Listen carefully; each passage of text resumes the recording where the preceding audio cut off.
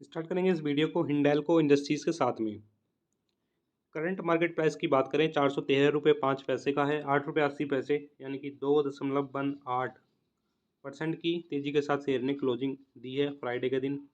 अब शेयर क्या है कि शॉर्ट टर्म के लिए तो ठीक है। जैसे अगर हम देखें कंपनी का 6 महीने का चार्ट, तो कोई रिटर्न बनता हुआ नहीं मिलेगा। 5% का जो है गिरावट देखने को मिलेगी। हालांकि कंपनी को अगर आप बाई करते हैं बॉटम में, तब आप जो है 10% तक जो है इस कंपनी में कमा सकते हैं। उसके बाद भी शेयर कहाँ से कब गिर जाएगा कोई उस चीज़ की गारंटी है नहीं। अब जैसे कि अब अगर आप टारगेट अपना लेके चलें कि ये जो है 500 रुपये तक गया था और मैं जो है 500 पे ही बेचूंगा, तो कब ये शेयर गिरने लगे और एकदम से धड़ाम हो जाए किसी को जो है कोई अंदाज़ा नहीं है। क्योंकि एक ही दिन में ये शेयर जो है, अगर आप यहाँ पर देखें तो आपको देखने मिलेगा कि एक ही दिन में जो है शेयर में कितनी बड़ी गिरावट इसमें हो जाती है। अब 1 साल की बात करें तो 1 साल में भी वही सिनेरियो है, कोई रिटर्न कंपनी में बनता हुआ नहीं मिलेगा। हालांकि बॉटम पे अगर आप बाई करते हैं तब जो है आपके लिए ठीक है कि आपने जो है बॉटम में बाई किया है और जो है वहाँ से आप 10% 20% आराम से कमा के कंपनी से निकल सकते हैं। लेकिन शर्त यही है कि आपको कंपनी को जो है बॉटम में बाई करना है, सपोर्ट के आसपास बाई करना है। जैसे कि अभी का जो प्राइस चल रहा है, अभी आप फर्स्ट लॉट की बाइंग कंपनी में करके चल सकते हैं, क्योंकि कंपनी की अर्निंग्स जो है उतनी बढ़िया नहीं आई हैं और आगे भी जो है जो शेयर का चार्ट रहेगा वो इसी तरह से जो है हमें मार्केट में चलता हुआ नजर आएगा। यानी कि गिरावट पे 400 420 साइडवेज जो है शेयर का चार्ट जिस तरह से है, उसी तरह से साइडवेज हमें आगे भी देखने को मिल सकता है। 5 साल की बात करें, 5 साल में 73% का रिटर्न है। 73% का रिटर्न ये है क्योंकि कोविड के बाद सारी कंपनियां जो है काफ़ी तेज़ी से भागी हैं, तो वही पोस्ट कोविड रिटर्न जो है इस कंपनी में भी बनता हुआ देखने को हमें मिल रहा है। अब अगर हम कंपनी के मैक्सिमम रिटर्न देखने जाएं तो मात्र 828% का रिटर्न है 1999 से। सिंपल इंडिकेट करता है कि कंपनी में आप जो है छोटे मोटे रिटर्न कमा के निकल सकते हैं। लॉन्ग टर्म के लिए बिल्कुल भी कंपनी में जाने का कोई मतलब बनता नहीं है। अब मार्केट कैप देखें तो मार्केट कैप कंपनी का 92,000 करोड़ का है। पी रेशियो 9.11% का है। तो जितनी भी शॉर्ट टर्म वाली कंपनियां होती हैं जिनके प्राइस काफ़ी ज़्यादा ऊपर नीचे रहते हैं, अब उनका अगर आप पी रेशियो देखो तो उनका पी रेशियो काफ़ी लो रहता है। इसका मतलब ये नहीं कि कंपनी जो है बाई करने के लिए काफ़ी अच्छी है, और ऐसा कुछ नहीं है। ग्रोथ कंपनियां जितनी होंगी, जो लॉन्ग टर्म वाली कंपनियां होंगी, उनका पी रेशियो हमेशा जो है काफ़ी हाई रहेगा, क्योंकि मार्केट की जो एक्सपेक्टेशन होती है उन कंपनियों से काफ़ी ऊपर होती है, काफ़ी हाई होती है।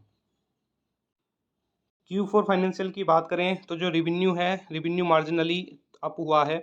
55,000 करोड़ के अराउंड देखने को मिल रहा है।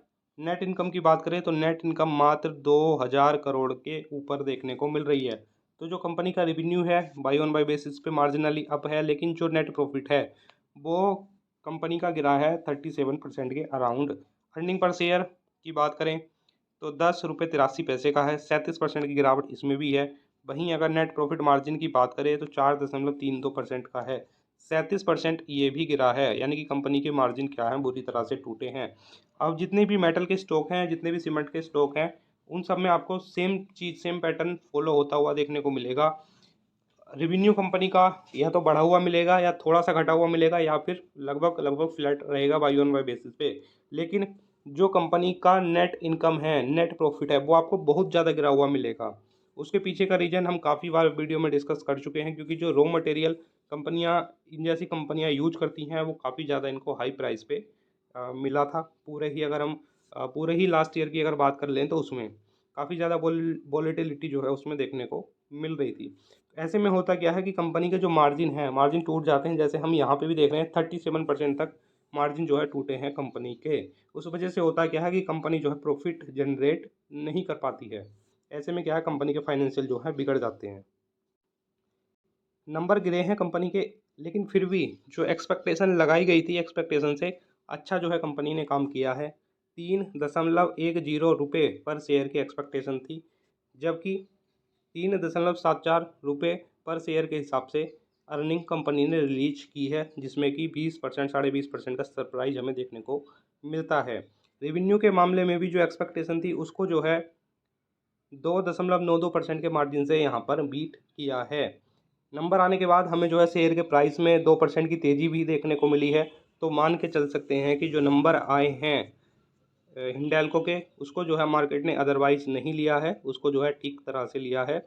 और आप भी जो है कंपनी में कंटिन्यू करके चल सकते हैं। आपने अगर बाई कर रखा है, हालांकि बाई करने का लेवल अभी भी है, किसी वजह से 400 के अराउंड जो है प्राइस जाता है, तो आप जो है कंपनी में बाई करके भी चल सकते हैं और वेट कर सकते हैं नेक्स्ट लोट का जो है 350 पे ऐड करने का।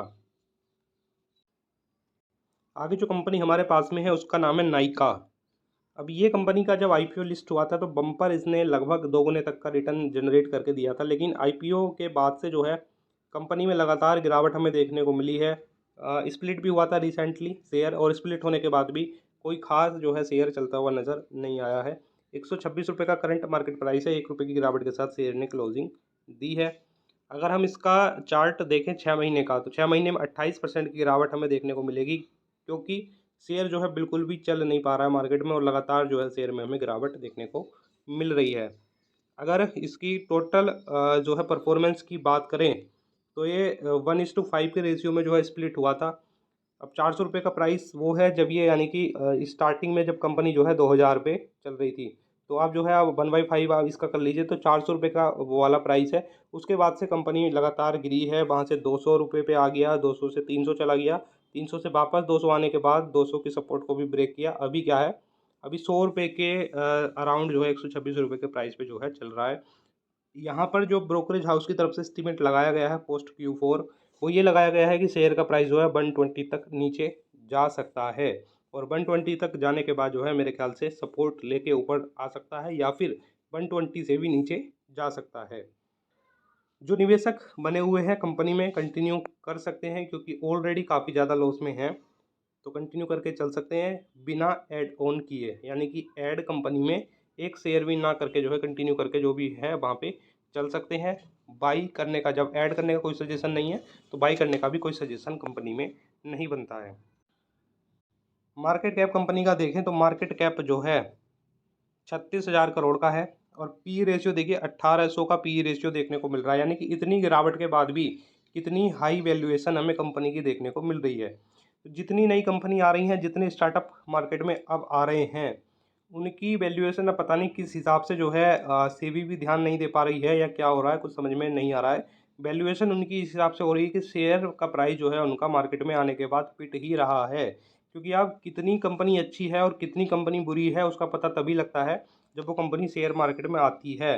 किसी कंपनी का कितना भी बड़ा नाम क्या हो, शेयर मार्केट के आने आने के बाद हर कंपनी की जो है क्या औकात है वो वहाँ पर पता चल जाती है, और नाइका की क्या औकात है वो भी जो है पता अभी के समय में चल रही है। वैल्यूएशन काफ़ी हाई है, तो कोई बाइंग अभी के समय में भी बनती कंपनी में नहीं है।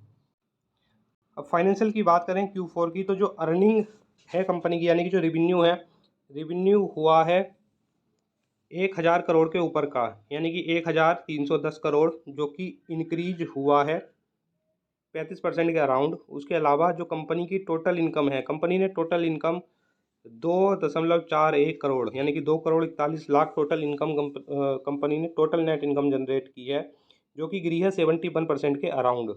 अब यहाँ पे अर्निंग पर शेयर लगा लीजिए, अर्निंग पर शेयर आपका एक शेयर पे 1 पैसे का भी अर्निंग पर शेयर नहीं हो रहा है, ये गिरा है 66.67% के साथ में। और मार्जिन की बात करें तो 100 रुपये पे कंपनी जो है मात्र 18 पैसे कमा पा रही है। तो ऐसी कंपनियों का दोस्तों फ़ायदा क्या है, आइडियल कंपनी हम उनको मान के चलते हैं। कम से कम जो कंपनी 100 रुपये लगा के अगर 10 रुपये भी कमा पा रही है तो वो कंपनी एक आइडियल कंपनी होती है होल्ड करने के लिए, बाई कंपनी के। लेकिन ऐसी कंपनियों का क्या फ़ायदा है जो कंपनी 100 रुपये लगा के मात्र 18 पैसे कमा पा रही है, तो उस कंपनी को हम अच्छा तो मान के नहीं चल सकते हैं बिल्कुल भी। और ऐसी कंपनियों से जितना बचा जाए दोस्तों उतना बेहतर होता है। 80% तक मार्जिन जो है कंपनी के टूटे हैं। अब इसलिए एक्सपर्ट कह रहे हैं कि शेयर का प्राइस जो है नीचे आ सकता है 120 रुपये तक। क्यों कह रहे हैं, क्योंकि जो एस्टीमेट है, सबको पता था नंबर्स खराब आने हैं, लेकिन उसमें भी कितने खराब आने हैं उस चीज़ का एक जो है एस्टीमेट था, उसको यहाँ पे भी, यानी कि उस एस्टीमेट को भी खराब नंबर्स के मामले में उसको बीट कर दिया है, यानी कि खराब में और ख़राब नंबर जो है कंपनी ने पोस्ट करे हैं। अर्निंग पर शेयर का जो एस्टीमेट था उसमें जो है 16%, 16.5% की जो है गिरावट देखने को मिली है। अब यहाँ पे ये इतना कम जो है अर्निंग पर शेयर है कि इसको जो है आप कैलकुलेट भी नहीं कर सकते हैं। अब यहाँ पे आपको सेम सेम देखने को मिलेगा, लेकिन उसके आगे जो संख्या है उसको अगर कैलकुलेट करेंगे तो 16% की गिरावट जो है अर्निंग पर शेयर में देखने को मिलेगी। रिवेन्यू के मामले में भी कंपनी जो है पीछे रह गई है उसमें भी जो है आगे नहीं निकल पाई है। 131 जो है सॉरी 1310 करोड़ का जो है एक्सपेक्टेशन थी, जो कि 1300 करोड़ का ही मात्र कंपनी प्रॉफिट सॉरी इनकम जो है जनरेट कर पाई है। तो दोनों ही मामले में कंपनी पीछे है, होल्ड करके चल सकते हैं बिना एड ऑन किए, क्योंकि काफ़ी ज़्यादा रिस्क है, शेयर का प्राइस नीचे आने की संभावना काफ़ी ज़्यादा इसमें बनती हुई देखने को मिल रही है। बाई ना करें बेहतर होगा।